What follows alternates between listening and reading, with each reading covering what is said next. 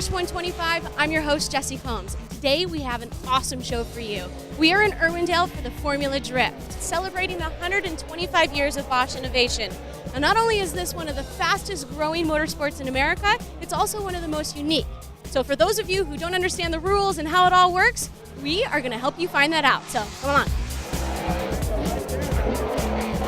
All right, can you tell us what drifting is all about? So drifting is unlike any other motorsport in the world. It's the only motorsport that's subjective, meaning it's judged. So it's not about how fast you get from point A to point B. It's got criteria, and there's a panel of judges that are actually judging what's going on track at all times.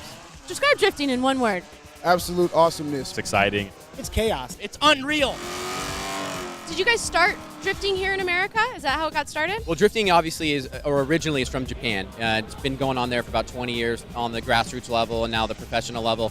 And we kind of brought the sport here to the United States in 2004. Now, there's always rules. I think in our sport we're very unique in that, in the sense that we don't have a spec car, we don't have a spec tire. We have a very flexible rule book that allows people to bring in different chassis, different tire compounds, and things like that. What makes Irwindale so special? Well, this is the birthplace of drifting here in the United States. They actually call this the House of Drift. Is there something, as far as the track goes, is it better than any of the other tracks out there? It's a really unique layout because it's kind of like a stadium setting, almost like a gladiator fight between the two competitors. You've got really high banked walls. Everybody in the grandstand can see what's going on at all times, and it's a very dynamic and fast course. So it's unlike any other course that we go to.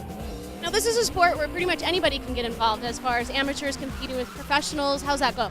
Well, because the sport was kind of built from the top down, we started at the professional level. We didn't really build the ground up. So for the past few years, we've been developing Pro-Am affiliates. And so essentially, in a very short period of time, if you are a skilled driver and you understand the subsets of drifting, you can go from having a very low dollar, low horsepower car, be noticed by somebody, a sponsor in a field, and all of a sudden be on the pro level.